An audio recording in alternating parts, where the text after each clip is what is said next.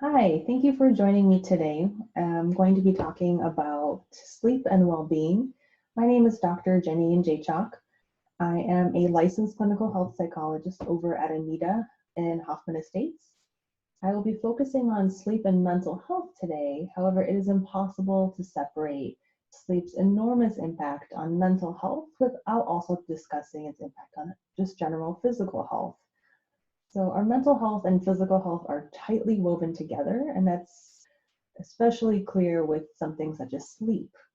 So today I'll be talking about just broadly what is sleep, what happens when we don't get enough sleep, and insomnia and some other sleep disorders, and then finally ways to improve sleep.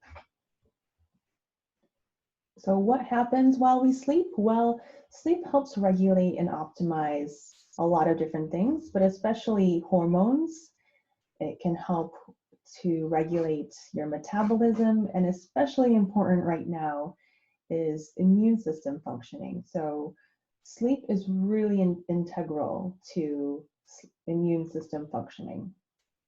It also helps support learning, memory, and brain health in general, and it helps support bone and muscle recovery. So sleep is really important, and I've highlighted hormones and brain health here since we are going to be mostly focusing on mental health, and those are kind of the big ones to kind of give you a clue into why sleep is so important for mental health. So when you're looking at sleep in general, you can think that the body is really active all day. So during the waking hours, our body is using energy to interact with the environment.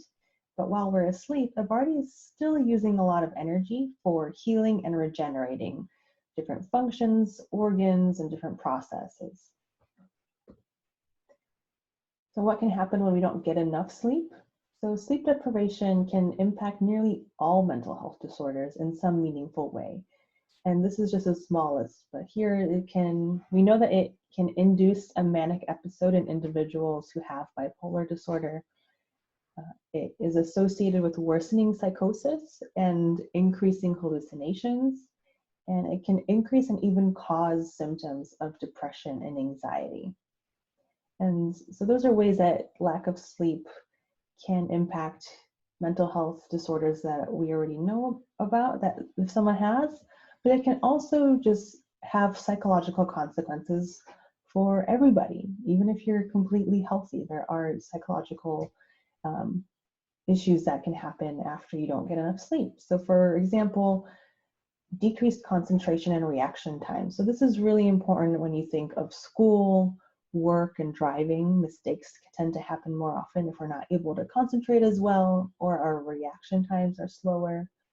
Our mood and behavior can change. So we see a drop in mood, so depressed mood, an increase in irritability, and people tend to be more short-tempered. Their patience is lower when they don't get enough sleep. It also makes mood regulation just more difficult. So whatever you're feeling, you might be feeling it more strongly. So that part of your brain that helps you regulate emotions is just not working as well when you're tired. When you're not getting enough sleep, you can have an increase in anxiety. And also it can lower impulse control. Other things that can happen is that your ability to plan, organize, and make good judgments is impaired. And memory in general, so both making new memories and retrieving information that you already have is not as efficient. So those things are impaired. And in the short term, people can experience some cognitive impairment, like slower processing speed. So just the amount of time it takes you to process information is longer. And in the long term, it can increase risk for cognitive decline in older adults.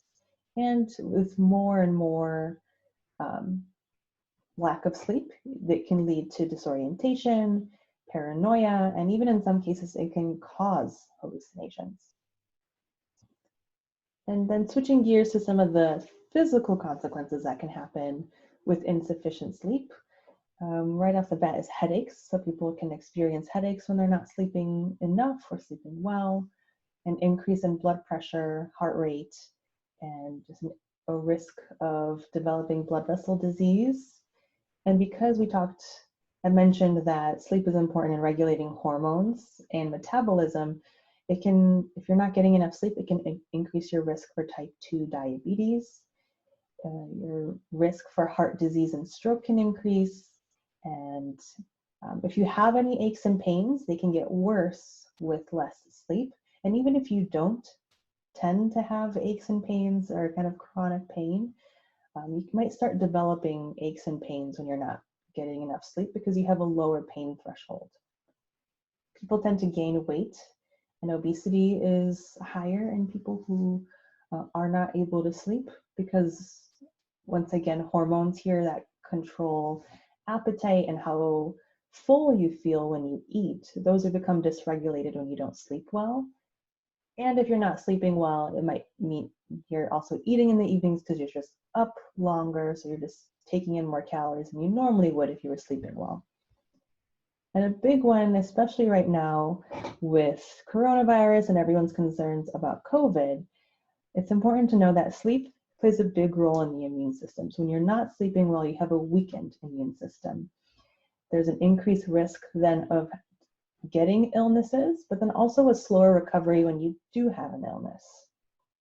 And then just in general, a lot of medical conditions can get worse with poor sleep.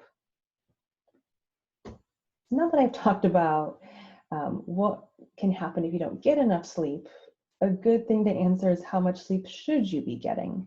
So here is a graph that shows how much sleep people generally need across the lifespan. So you can see that the amount of sleep that you need decreases as you get older. So if we look, for example, at an adult, ages 26 to 64, in the dark blue areas, it says that it's recommended anywhere from 7 to 9 hours. It doesn't have to be that like magic 8 that sometimes people associate with sleep. It can be 7, it can be 9. Anywhere in that range is okay. In the light blue, you can see a little bit less with 6 hours and a little bit more with 10 may be appropriate for some people, but it's not generally the best amount of time or best amount of sleep to have. So try to stay in that dark blue range when you're looking at this graph. And then two of the most common sleep disorders that we see here in the clinics at Amita, and that are just the two most common ones in general, are insomnia and sleep apnea. So insomnia is when you have a difficulty falling asleep, staying asleep, or waking up too early in the morning and not being able to go back to sleep, and also then having distress about that or impaired functioning throughout the day. So if someone just has trouble falling asleep, but then once they fall asleep, they sleep for 8 hours and they function just fine, they're not worried about it the next day, that's not insomnia. You have to have one of those three: difficulty falling asleep, staying asleep, or waking up too early, and a change in functioning or distress throughout the day about your sleep. And then sleep apnea is really when your breathing is interrupted while sleeping. So there's different causes for sleep apnea. There's obstructive sleep apnea and central sleep apnea. Both of them are caused by different things, but the main point is that the breathing is interrupted while sleeping. And the main symptom of that is snoring. Pretty much if you're not in the middle of having a cold, any amount of snoring is not normal. So snoring is common, but it's not normal because snoring indicates that there's some kind of interruption in your breathing while sleeping. And when you're not breathing okay, or your breathing's interrupted, that means you're not getting the optimal amount of oxygen.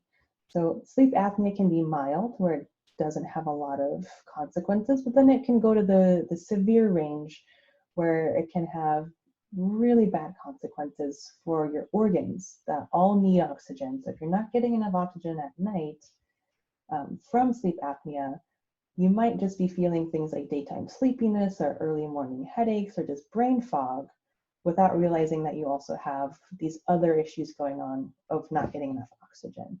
And this is easily found out through a sleep study. If you talk to your primary care doctor, if you notice that yourself or someone else snores, it's kind of an easy thing to look into. So I suggest talking to your PCP if you or someone else is snoring. And then now going into insomnia and what it is. So there's a theory with the 3 P's of insomnia.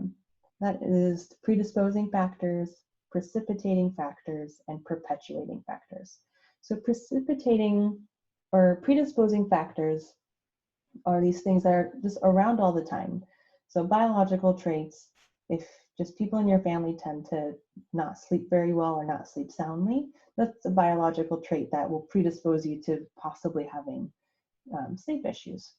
Psychological traits, if you tend to be a worrier, then you might have trouble falling asleep. Social factors are things in your environment. If you live in a noisy neighborhood, that can just predispose you to having sleep issues.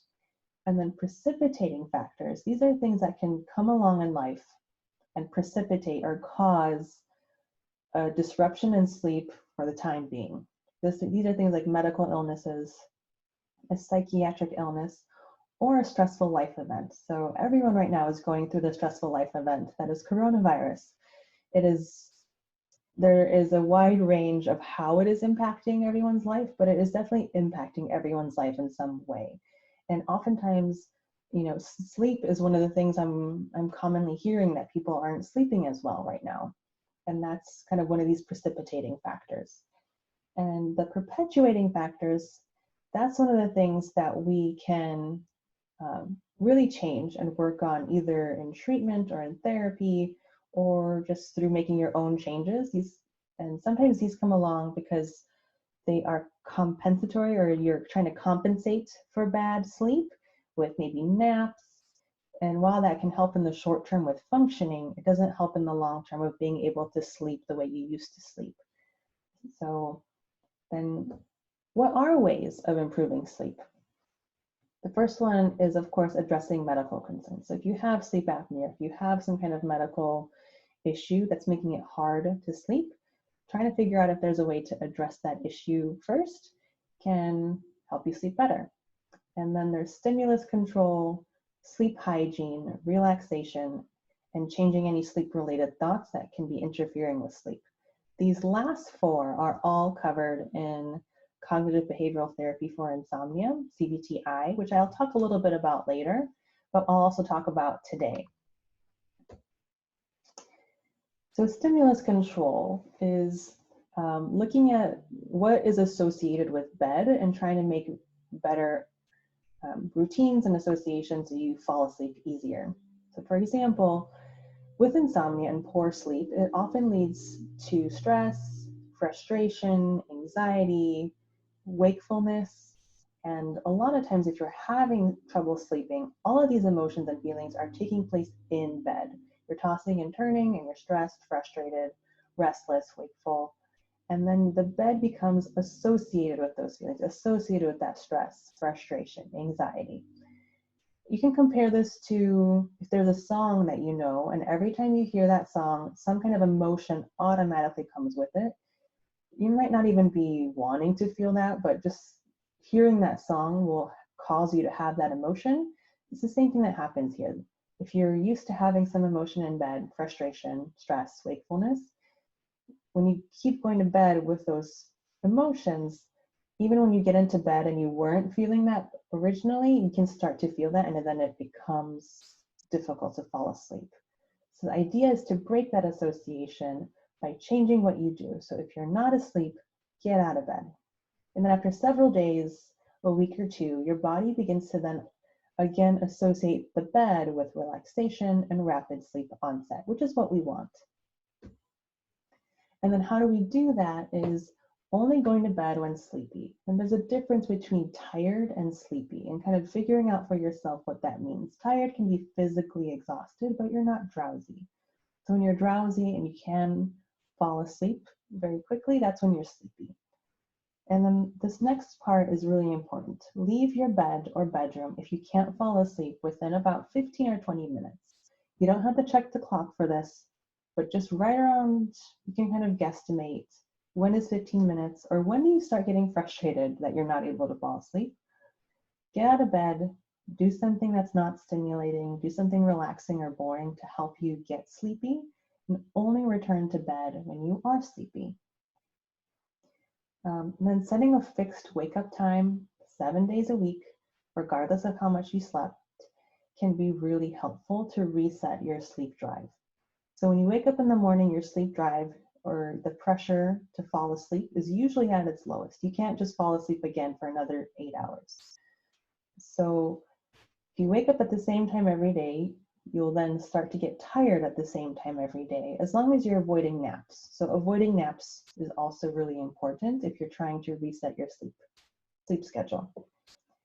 And then finally, using the bed only for sleep and sex is important here, because if you're doing work in bed, then your bed can get associated with work, and work can be stressful, frustrating, and then you're feeling those emotions whenever you get into bed, even if you're not doing work. Or if you're watching TV in bed, same thing. You might be expecting to be entertained, or if you're always saving difficult conversations with your partner for bed because that's when you guys are both free, then bed can become a place of anxiety. So if you're having trouble sleeping, trying to use the bed only for sleep and sex can help retrain you that when you get into bed, this is where you sleep and your body will kind of follow suit.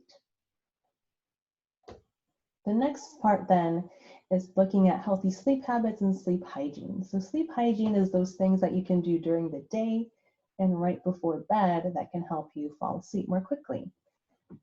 So looking at how you're using any of these substances is really important. So caffeine can stay in your system anywhere from 2 to 10 hours. It really depends on how you metabolize. But a good general rule of thumb is to avoid it 6 to 8 hours before bedtime. It's usually right around like 2 p.m. for most people. So caffeine is a stimulant, and it is found in coffee, tea, chocolate, soda, and even in some medications like for headaches and things. So being mindful of what you're eating and drinking throughout the day and making sure you're not consuming any caffeinated beverages or foods after 2 or 3 p.m. can be really helpful.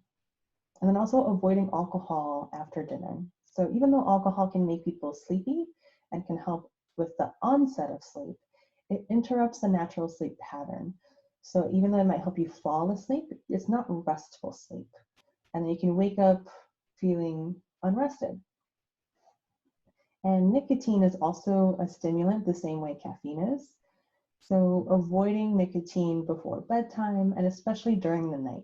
So I've heard people say they sometimes smoke in the evening because it helps relax them. And oftentimes it's that long inhale and long exhale that's the relaxing part, or it's kind of separating themselves from a situation, going outside to take a smoke. That's the relaxing part, but the actual chemical, nicotine, is a stimulant, and that's not helping them relax. And then these are some important pieces right now, especially with what's going on with coronavirus. Limiting your exposure to the news can be really helpful with helping you fall asleep. So making sure you're not getting news, kind of constantly from the TV or radio or news articles, online notifications, social media. There's all these places that people can get news, even if they don't want to get news. So turning off some of those notifications, unplugging from some of those social media and things like that, because a lot of times the news isn't bringing happy information. It's bringing information that increases anxiety. And so especially if you're consuming that kind of information right before bed or in the evening, that's what's going to be on your mind when you go to bed. And it's going to be really hard to then relax and not think about those things when you're in bed. And then limiting or avoiding electronics in the evening in general, or at least turning on the blue light filter, is really important. Because the blue light that phones, computers, any kind of screens give off is something the brain interprets as sunlight. And so if your brain interprets it as sunlight, it'll throw off the circadian rhythm and throw off the production and release of melatonin. And when you do fall asleep, your brain will still think it's in the middle of daytime, so you won't be able to get into those really deep sleep cycles, because your brain thinks that you have to be up soon because it's in the middle of the day. So turning off, finding it in those settings to turn that blue light filter on if you are going to be using electronics in the evening. And then also just making sure the content that you're looking at right before bed is going to help you fall asleep. So sometimes we're watching funny videos or interacting with social media, which can be fun, but it's exciting. So turning it off. But oftentimes also if you're watching, some bizarre or like murder mystery series right before bed, then those kind of things can play out in your mind and it's hard to fall asleep. So really looking at the content and how it can impact you and kind of stick around can be helpful to help you sleep. And then this next one, putting the clock under the bed or turning it away so you can't see it at night. Because clock watching often leads to frustration, anger, or worry about how much sleep you have left before you have to wake up, and that alone interferes with sleep. Oftentimes knowing what time it is in the middle of the night won't help you fall asleep. It's just going to lead to frustration or anger. So people oftentimes play this like mental math game. If I fall asleep now, I'll have 6 hours. If I fall asleep now, I'll have 4.5. And and so on and so forth. It gets really frustrating. So turning that clock away, making sure you can't see the time in the middle of the night can be really helpful. And then don't take your problems to bed. A lot of times if we don't have time in the day to work something out, when we're laying in bed, that's when all those things come to mind. That's when your to-do lists come to mind. That's when anything that happened to you throughout the day comes to mind. So setting aside a time, an hour or more before bed where you can reflect on your day, think about any problems that you're having, plan your next day can be really helpful. So you have a time to think about those things and your brain isn't forcing you to do so when you get into bed. And then allowing yourself at least an hour or so before bed to unwind. So whatever that means for you, whether that's binging on some Netflix, whether it's reading, whether that's taking a bath, finding some kind of bedtime ritual, finding something to do before bed that you do every day can help your body realize, oh, this is what we're doing. It's time to start getting tired. It's time to start falling asleep. So similar to that stimulus control I talked about earlier. And some of these last things are just kind of general sleep hygiene. So regular exercise can help just your body stay healthy, get tired, and get into deeper sleep, as long as you're not doing it within 2 hours of bed. Because if you're doing any kind of cardio workout within 2 hours of bed, it's actually going to be harder to fall asleep. So any time before that is great. And then making sure your bedroom environment is comfortable at either a moderate or cool temperature and quiet and dark is really ideal for sleep. And then eating regular meals throughout the day. Don't go to bed hungry. A lot of times people can wake up in the middle of the night if they're hungry and look for a snack, and then that can become a habit where their body is looking for that snack and wake them up in the middle of the night. So eating like a light snack before bedtime is okay, as long as it's not something greasy or heavy that can make digestion difficult and make it hard to fall asleep. Also, avoiding excessive liquids in the evening if waking up to use the bathroom is a problem for you. So, an hour or so before bed, avoiding liquids. And then other things you can do to help induce relaxation or induce kind of a feeling of drowsiness is kind of any relaxation strategies here. So deep breathing, progressive muscle relaxation, guided imagery and meditation. These are all things that you can find in apps, on YouTube, included in your kind of bedtime routine. So every day you can decompress and kind of have a moment to yourself before bed and kind of unplug from everything that's been going on in the day. And lastly, I mentioned cognitive behavioral therapy for insomnia earlier, and it goes into more depth about some of these, the second half of the presentation I talked about with the stimulus control, sleep hygiene, looking at sleep diaries, also relaxation, and looking at those thoughts that are related to sleep that can make sleep difficult. Debrief therapy can be as short as 4 to 6 weeks, and it focuses solely on improving sleep. So it's offered here at Amita and across the Chicagoland area. If this is something that you struggle with and want additional help with, this is the kind of therapy that's, tailor-made to that, to help with insomnia. All right, well, I know that was a very quick introduction to all the different things that sleep impacts with mental health and how we can improve it. Here is my contact information if anyone has any follow-up questions. And I hope you stay healthy and have a good day.